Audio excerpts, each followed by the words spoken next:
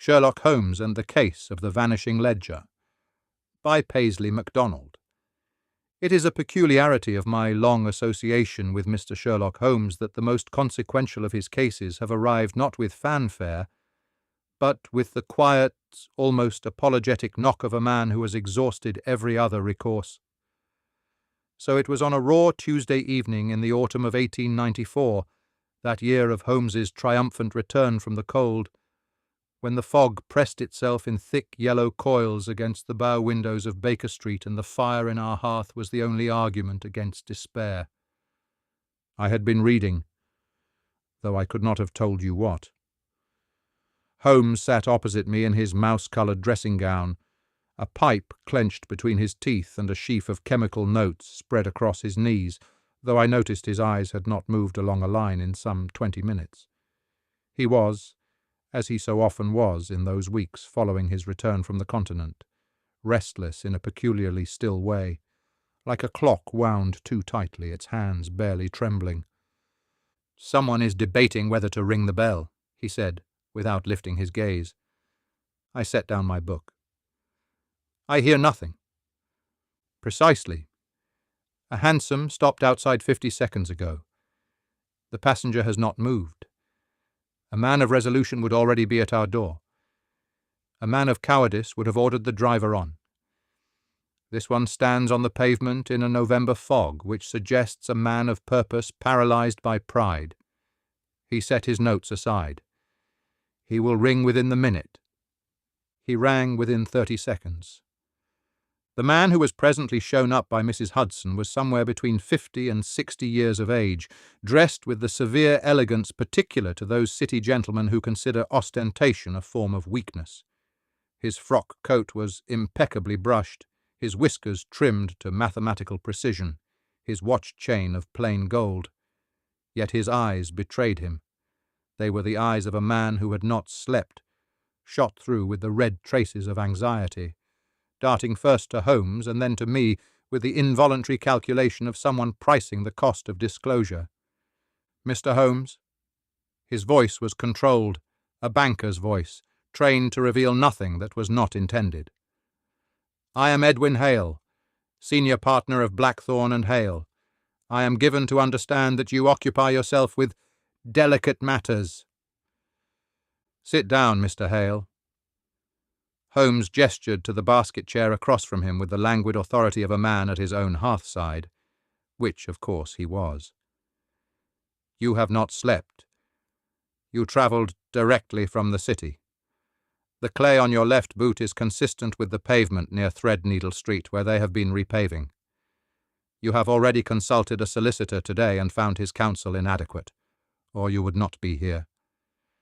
And whatever you have come to tell me, the thing that frightens you is not what has been taken, but what the taken thing contains." Hale stopped halfway to the chair, arrested in mid-motion, and for a moment the composure slipped.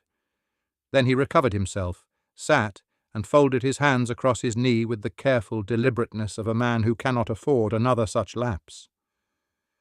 "You are perceptive, Mr. Holmes." "I am observant. There is a distinction. Please proceed." What followed was an account delivered with a banker's precision, which is to say, all the facts that reflected well and a careful silence around those that did not. I will render it here as fully as I was later able to reconstruct it. Blackthorn and Hale was among the older banking houses in the city, its reputation built over 3 generations on discretion and what Hale termed, without irony, fiduciary principle. In a locked strong-room adjacent to Hale's private office, there had been maintained for some years a leather-bound ledger, he called it the sable ledger for the black calfskin of its binding, in which certain financial transactions had been recorded. He was not, he emphasized, prepared at this juncture to characterize the nature of those transactions.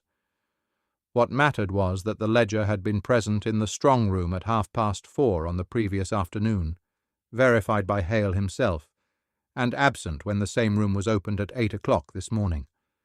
The room remained accessible to authorized staff during business hours, but Hale alone held the key, and was the last to lock it each evening.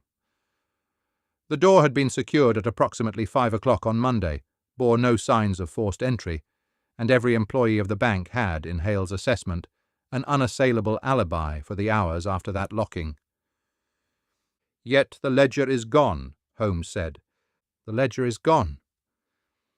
"And you fear scandal more than you fear the loss itself." This time the composure held, though barely. "The ledger contains the names of several prominent clients, men of standing. Were its contents made public, or were it to fall into the wrong hands?" "It would ruin them," Holmes said simply. "And by extension yourself. The question is whether the thief intends blackmail or something more complex." He rose abruptly and moved to the window, parting the curtain to regard the fog-wrapped street below. "Tell me, Mr. Hale, when you say all employees have alibis for the evening, are you quite certain you have framed the relevant question correctly?" Hale blinked. I'm not certain I follow you." "No," said Holmes, with a faint note of satisfaction. "You wouldn't be. Watson, your coat. We go to the city." Blackthorn and Hale presented to Lombard Street a facade of unhurried permanence. Portland stone worn to the colour of old teeth, brass fittings polished to a severity that admitted no familiarity. Within, the atmosphere was one of hushed commerce. The scratch of nibs, the measured tread of clerks, the soft percussion of ledgers opened and closed with the reverence accorded to Scripture. Holmes had said almost nothing during the handsome ride from Baker Street. He sat with his chin upon his steepled fingers, his eyes fixed on the middle distance with that particular opacity that told me his mind was operating at a remove from ordinary perception. I had learned, over the many years of our association, not to interrupt these intervals. They were the price of admission to the extraordinary. We were received by Hale in his private office, a cold, high-ceilinged room lined with panelled mahogany and smelling of beeswax and old paper, and were then admitted to the strong room adjoining it. This secondary chamber was small, lit by a single gas jet, and contained a heavy iron safe, a writing table, and 2 wooden cabinets. The door was of reinforced oak with a single Bramah lock, and it was from this room, Hale confirmed, that the ledger had vanished. Holmes performed his examination with the swift, systematic thoroughness that never failed to unsettle those who witnessed it. He moved along the floor in a near crouch, produced his lens, examined the lock plate, the door frame, the edges of the writing table, the undisturbed felt surface of the cabinet tops. He was, for 3 full minutes, entirely silent. "The lock," he said at last, rising, "has not been picked. There are no fresh scratches on the plate. The dust on the cabinet tops is undisturbed. The floor here," he indicated a patch near the writing table, "has been swept recently, but not thoroughly. You can see the crescent impression in this corner, consistent with the lower edge of a ledger of the dimensions you described. And here." He crouched again and beckoned me over. "Do you see this?" I bent and examined the spot he indicated, a faint reddish-amber residue, no larger than a sixpence, adhered to the skirting board near the cabinet. "Sealing wax," I said. "Sealing wax," he agreed, "of a distinctive shade, crimson with a brown undertone, not the standard dark red of commercial stock. I have written a monograph on the compositional varieties of sealing wax and their commercial origins, which I will refrain from summarizing unless you express enthusiasm." He straightened.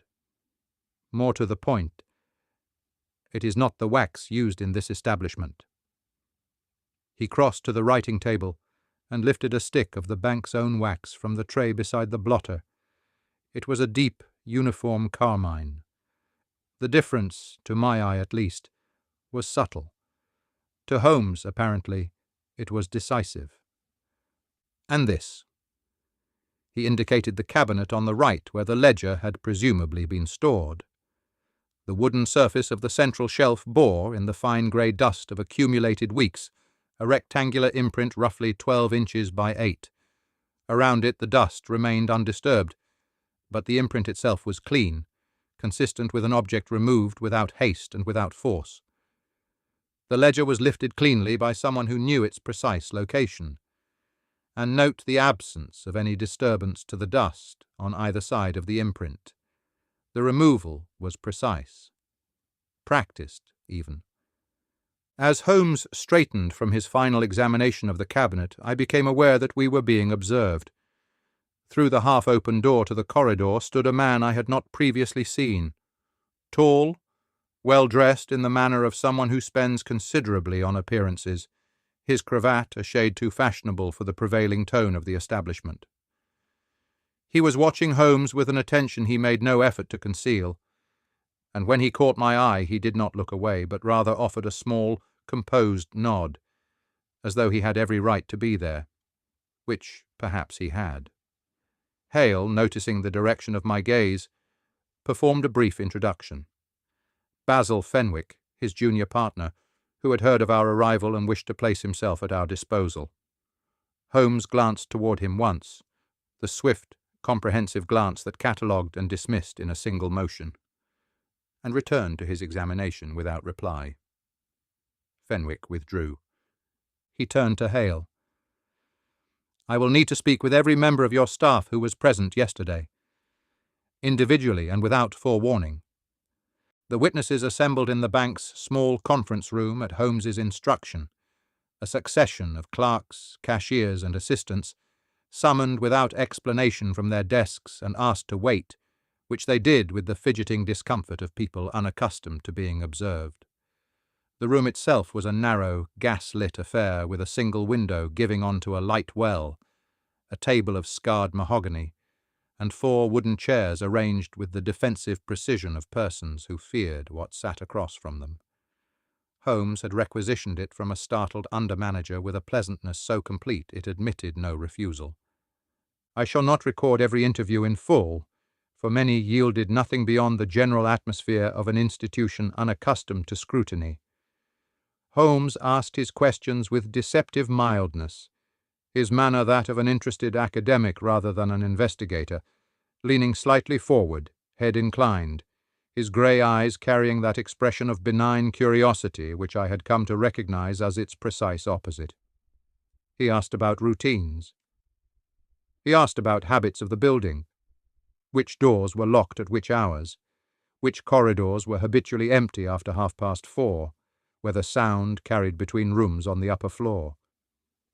He asked with equal apparent casualness about the personalities of those who worked there, who was liked, who was respected, who was left to their own devices. He was, I understood, not gathering facts so much as triangulating a map of human attention, identifying where the institution looked, and therefore identifying where it did not. The first clerk, a young man named Pettiford with ink-stained cuffs and an anxious manner, offered a description of Monday afternoon's general activity that was conspicuous for its completeness regarding everything before 4 o'clock and its vagueness regarding everything after. He had left promptly, he said. He always left promptly. Holmes thanked him with a warmth that seemed, to Pettiford at least, entirely genuine. A second cashier, one Mrs. Blanchard, a widow of some 50 years who had survived 3 decades in the institution by making herself as useful and as unobtrusive as a good piece of furniture, proved more illuminating, though not in the way Holmes appeared to expect. When he asked her, in the conversational fashion he employed throughout, whether she had noticed anything unusual about the strong-room on Monday, she paused with the considered expression of a woman who distinguishes carefully between what she knows and what she merely suspects. "The strong-room itself, no," she said. "But I did notice that Miss Carroway's coat was still on its peg at 5:15 when I was leaving, which is not unusual in itself. She often works late. What was unusual was that when I came back, having forgotten my umbrella, at 5:30, the coat was gone. She had left without saying good evening, which she always does. She is very punctual about good evenings." Holmes did not alter his expression by so much as a crease. She is a considerate colleague, then? Very. That is why I noticed. When she had gone, I glanced at Holmes. He said nothing, but his pen moved twice across his small notebook. The swift, satisfied movement of a man confirming a time. 3 interviews of the more unremarkable variety followed, and then the matter of Thomas Griggs. Griggs was the bank porter, a broad, slow-spoken man of perhaps 45, whose large hands rested on his knees with the disciplined stillness of someone actively suppressing nervousness, and whose face bore the particular expression of a man who has decided, in advance of knowing what he will be asked, that the safest policy is to remember nothing. Holmes regarded him for a moment with that quiet attention, then asked him to describe his Monday afternoon rounds. Griggs did so in flat, sequential sentences, each answer arriving a half-second after the question, the rhythm of a man not lying but constructing, building his recollections into a wall behind which anything inconvenient might be safely housed. Holmes pressed him gently on his route past the strong-room corridor, twice from different angles, receiving each time the same answer. Nothing unusual seen. On the 3rd inquiry, however, Holmes shifted his approach with the quiet patience of a man who has been waiting for precisely this moment. "Mr. Griggs," he said, setting down his pen and clasping his hands on the table, "I have no interest in what you believe I wish to hear. I am interested only in what you actually experienced, not what you saw. I understand perfectly well that you may have seen nothing. What did you hear?" The effect was immediate, if subtle. Griggs's hands relaxed by a fraction. He had been braced for the wrong question, and the correct one had caught him unprepared for honesty. "There was a sound," he said slowly, as though arriving at the memory obliquely, "of paper. Shifting-like, from inside the strong-room, round about 4:45 when I passed, which I took no notice of, as Miss Carroway often works late in that part of the building." "And the sound was continuous or intermittent?" "Intermittent, I'd say. Like someone turning pages, but slowly. Careful-like." "Was there any other sound? Movement, for instance? The scrape of a chair?" Griggs considered this with genuine effort. "There might have been, right at the beginning, before I was close enough to hear proper, a sort of scraping. Then quiet, then the paper sound." He looked at Holmes with the cautious relief of a man who has discharged an obligation he hadn't known he was carrying. "Is that useful?" "Extremely," said Holmes, and his voice carried the particular warmth he reserved for those who had, by precision, given him exactly what he needed. He thanked Griggs with a completeness that made the man stand a half-inch taller as he left. When the door closed, Holmes turned to me with that look, not triumphant but confirmed. "The scraping first, then the quiet, then the paper." She moved the chair to reach the upper shelf, waited until his footsteps had receded, then resumed. She was counting his rounds. She knew his schedule. "She has known it for 7 years, he said, and turned to his notebook. "The last interview of consequence was with Miss Lydia Carroway herself. She entered the conference room with the unhurried composure of someone who has nothing to conceal, which is, I have learned from Holmes, a quality that may indicate either perfect innocence or remarkable sophistication. She was a handsome woman in her middle 30s, with dark, direct eyes and the precise economy of movement that speaks of a first-rate intelligence disciplined by years of operating in an environment that underestimates it. She wore a plain grey dress of good quality, unadorned. Her hair was arranged with care. Her hands, I noticed, were ink-stained at the right forefinger, the permanent mark of the habitual transcriber. She sat without being invited to, set her small leather folio on the table before her with the deliberateness of a barrister laying down his brief, and met Holmes's gaze across the table with the level attention of a woman who has spent a career reading men who thought they were reading her. "You are chief clerk," Holmes began. "I have been for 7 years," she said. Her voice was measured and clear, calibrated to precision. "Though I notice you did not precede the title with merely, which I find refreshing." Holmes's expression did not change, but something in the set of his eyes acknowledged the parry. "Your role encompasses the administrative records of the strong room's contents?" "It does. I maintain the inventory of stored documents, their titles, dates of deposit, assigned shelf locations, not the contents themselves, of course. That would exceed my authorization." "Of course." A pause of precisely calibrated length. "The physical arrangement of the strong room, the location of each document on each shelf. You would know this well." "I designed that arrangement," she said, with a simple directness that admitted no embarrassment. "4 years ago, when the previous system became inadequate, Mr. Hale approved my proposal." "Very efficient of you. I understand you worked late yesterday afternoon." "Until approximately 6. I had quarterly reconciliations to complete." "You say approximately. Can you be more precise?" For the first time something crossed her face. Not anxiety, but attention. She was recalibrating, I thought, deciding whether precision served her here, or whether it constituted a kind of offering. 5:30. Perhaps a few minutes before.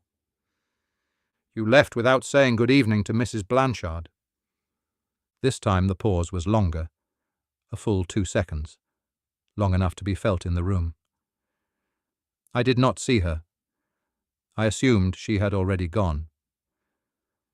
"And the strong-room door? You had no occasion to approach it yesterday?" "Not yesterday. My reconciliations were conducted at my own desk." "Quite so." Holmes leaned back in the manner of a man who has finished his inquiry. "I wonder, a purely administrative question, whether the inventory you maintain would indicate when the Sable ledger was last formally accessed. I ask in case the record might assist our investigation." She did not miss it. I watched her eyes, and I saw, for just a fraction of a second, no more, the recognition that the question was not administrative at all. It was a test of whether she would volunteer or withhold. She chose the path that looked like transparency. "The last formal access recorded is 3 weeks ago, when Mr. Hale himself reviewed the document. There have been no subsequent entries." "Thank you. That is very helpful." Holmes rose. "One last thing. The sealing wax you use for your correspondence. Would you describe it for me?" A fractional alteration crossed her composure, the subtlest of hesitations, gone in an instant. "Plain red, the standard commercial variety." She held his gaze, and the steadiness of it was itself a kind of admission. She knew he knew, and she was declining to offer what she would not be compelled to give. A fractional alteration crossed her composure, the subtlest of hesitations, gone in an instant. "Plain red, the standard commercial variety." She held his gaze, and the steadiness of it told me something, though I could not have said precisely what. There was a quality to it that seemed less like innocence than like a decision, made and held. She rose, gathered her folio, and left the room with the same measured unhaste with which she had entered it. The door closed behind her with a soft, decided click. I turned to Holmes. "You believe her responsible?" "I know her responsible," he said without heat. The sealing wax answer was the confirmation. She described standard red, which is entirely accurate for the bank's own stock and entirely false for her personal supply. She has used that personal wax for years on private correspondence. Pettiford mentioned in passing that her letters always carry an unusual seal, which he remembered because it was rather fine. She substituted the false answer for the true one in the space of a half-second, which means she had anticipated the question and prepared the response. He rose and moved to the window, looking out onto the airless light well. She answered everything I asked. She did not ask a single question of her own. A genuinely curious innocent, confronted with the theft of a document central to her working responsibilities, would have asked several. She asked none because she already knew the answers and because asking would require performing an ignorance she considered beneath her. "She is formidable," I said. "She is," Holmes agreed, and his voice carried something that was not quite admiration and not quite its absence. "Which makes what comes next considerably more difficult than it would otherwise be." It was on our return to Baker Street, as Holmes sat amid the comfortable disorder of his chemical apparatus and tobacco, that the case turned. He had sent, during the afternoon, a series of telegrams. I knew better than to inquire too closely into their destinations, and the replies arrived in a cluster during the early evening. I watched him read each one with that cat-like stillness he affected when information was confirming rather than surprising him.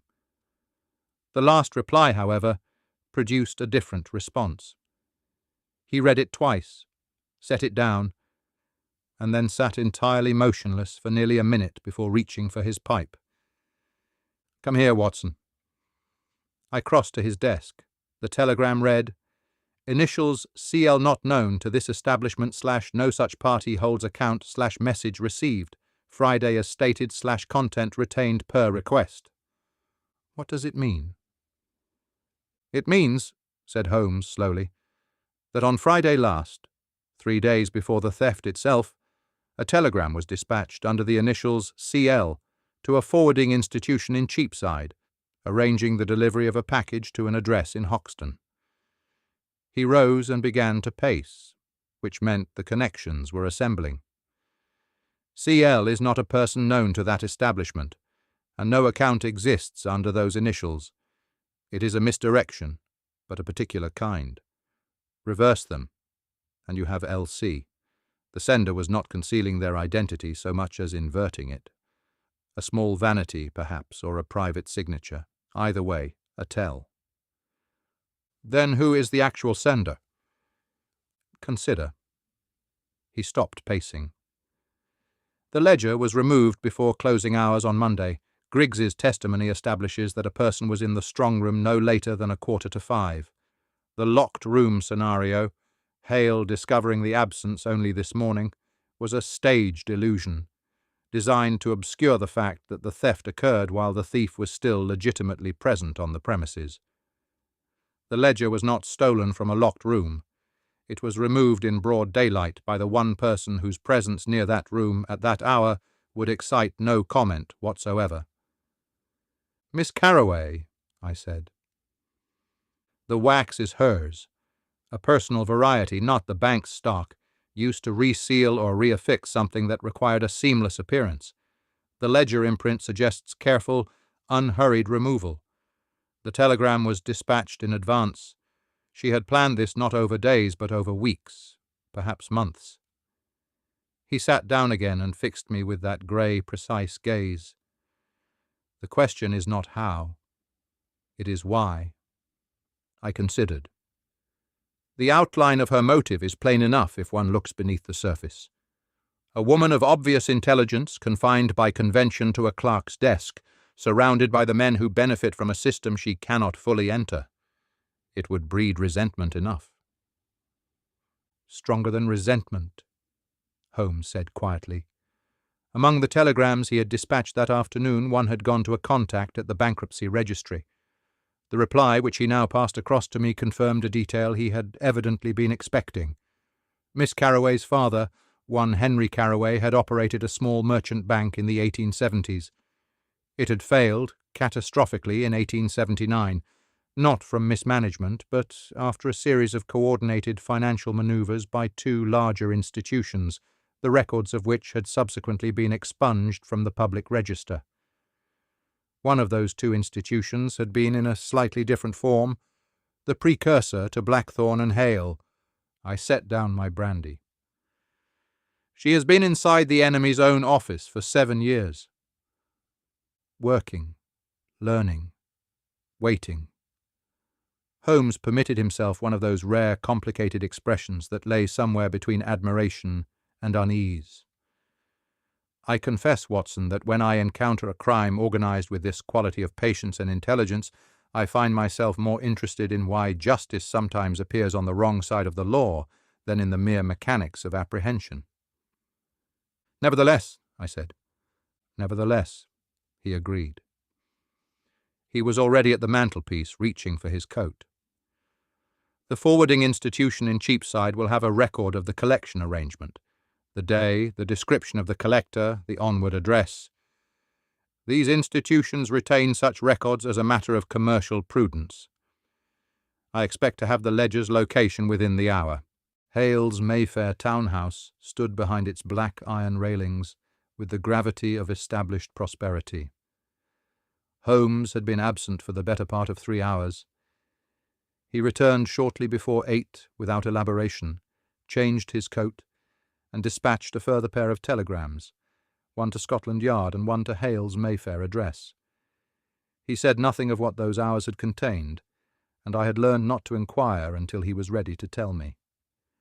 When we arrived at Hale's door shortly before 9, accompanied by Inspector Lestrade, whom Holmes had collected from Scotland Yard with characteristic economy of explanation, we found Hale and Fenwick already assembled in the drawing-room, and, at Holmes's prior instruction, Miss Carroway as well.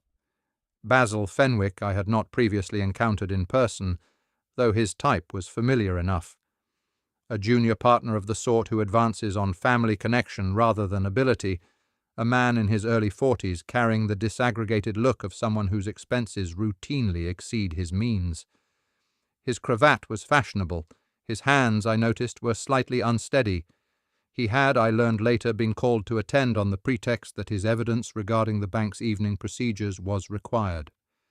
Miss Carroway sat apart from the others in the low chair near the window, her hands folded with the same composed precision she had shown throughout, her eyes following Holmes as he entered with an attention that was quite without anxiety, or rather with the stillness of someone who has already accounted for this eventuality and made her peace with it.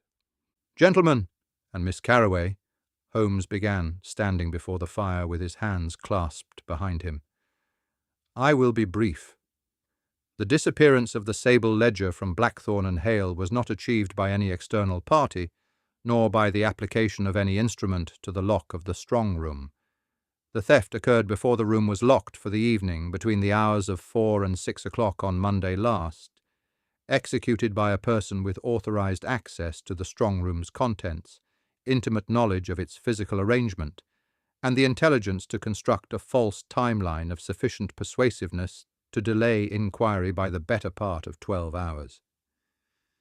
Fenwick shifted. "I hope you are not suggesting—" "I am not suggesting anything as it concerns you, Mr. Fenwick. Your gambling debts, while considerable, are irrelevant to this matter. You had no access to the strong room's inner arrangements. That knowledge belonged to precisely one person." He turned to Miss Carroway. "You removed the ledger on Monday afternoon, between 4:15 and 5:45, that is, during the interval when the strong room stood open in the ordinary course of business, and your presence in that part of the building required no explanation whatsoever. Porter Griggs's testimony establishes that you were the sole remaining presence in its vicinity when the pages were turned."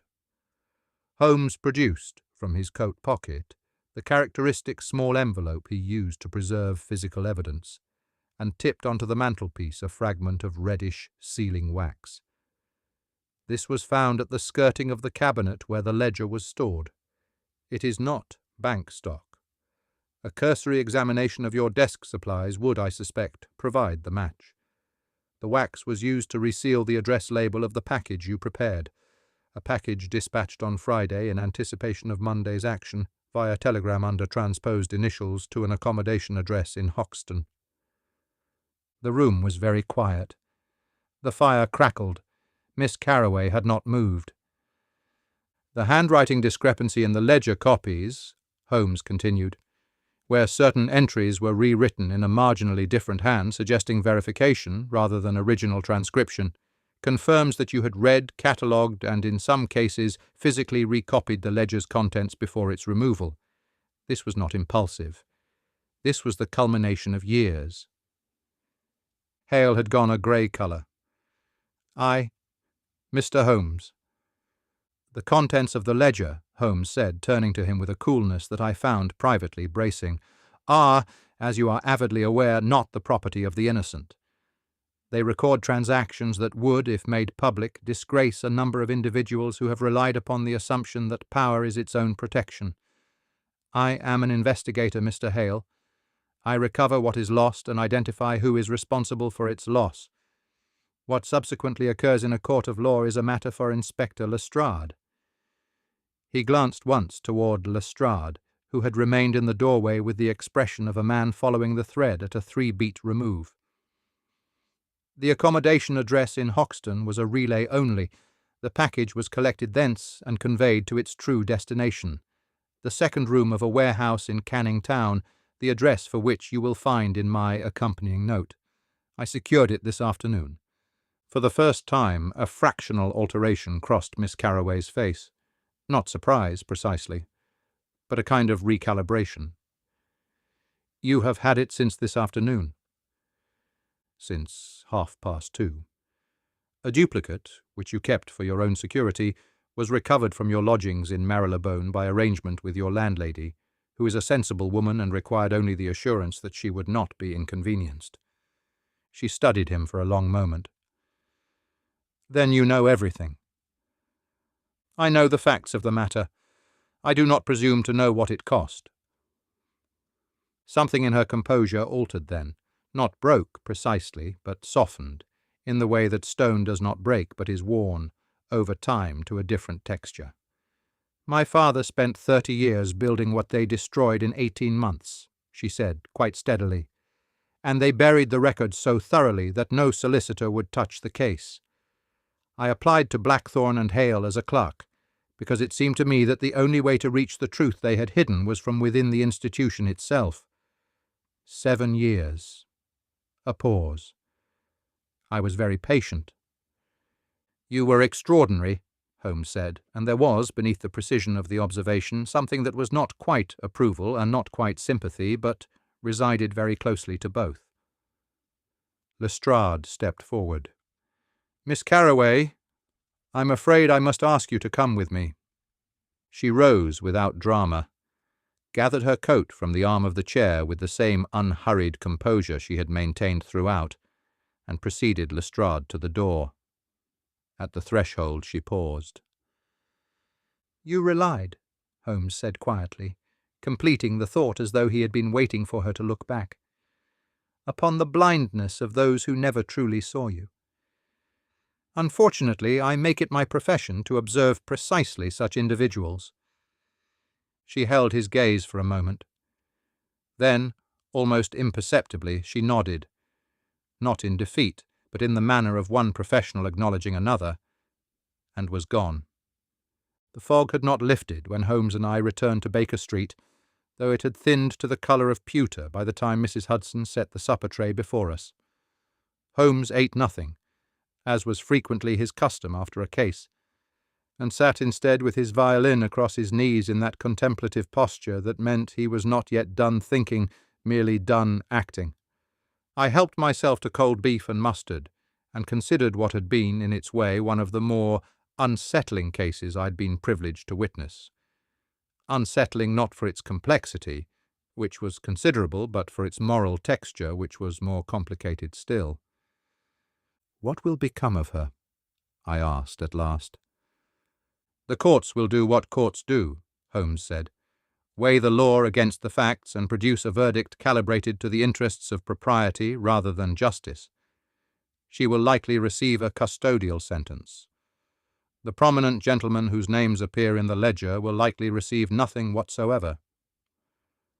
And Hale? Hale will survive. Men of his particular architecture always do. He may even be grateful. The ledger, now in police custody rather than in the hands of a determined woman with every reason to use it, represents a diminished threat to him and his associates. He will sleep better for this outcome, which is a detail I find professionally satisfying to observe, and personally a rather repugnant fact. I set down my fork. You admired her. Holmes drew a single note from the violin, long, minor, unresolved, and let it die in the fog-thick air. What I admired, he said carefully, was the quality of her patience and the precision of her method. The wax was careless, but only marginally. It was the sort of small error that arises from years of perfect care and one moment of insufficient caution. The telegram was very nearly ideal. The timing manipulation was flawless. He rested his chin on the shoulder of the instrument. Most criminals, Watson, are stupid. The crime itself reveals them if you know how to read it. She designed a crime that pointed in every direction except her own, and she did so while occupying a position of near total institutional invisibility. And yet you found her. I found her because she had not accounted for the wax, and because Griggs was more precise about sound than about sight, and because the telegram's initials were an aesthetic flourish rather than a purely functional misdirection, which told me the mind behind them was not indifferent to elegance. These are very small threads. He plucked another low note. She came within a very narrow margin of succeeding completely. I poured myself a brandy and stood by the window, looking out into the streaked lamplight of Baker Street below. A hansom splashed through the puddles toward Marylebone. A telegraph boy trotted against the wind with his cap pulled low. The ordinary machinery of the city moved on, indifferent. "A curious case," I said.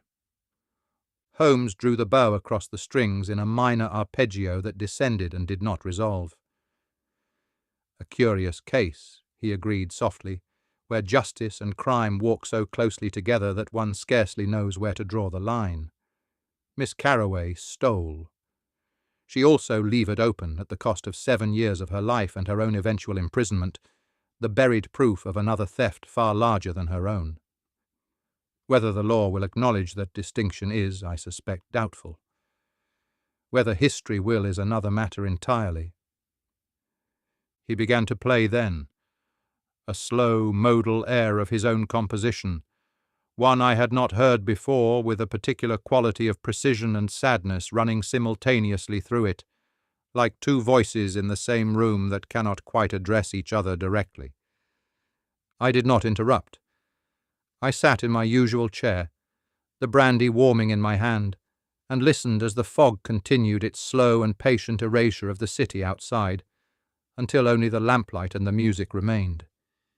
Here ends the adventure of the Sable Ledger, as set down by John H. Watson, M.D., late of the Army Medical Department. Author's note on the case record: several names in the foregoing account have been altered or suppressed at the request of surviving parties, and the precise contents of the ledger in question remain, by agreement with the relevant authorities, a matter of permanent discretion. The case was never reported in the public press. Holmes himself, when I once raised the subject some years later, simply shook his head and returned to his microscope, which is, I think, his manner of indicating that some stories belong not to the public record, but to that subtler, more difficult archive in which we file the things we are not quite sure we understood at the time and have not quite finished understanding yet.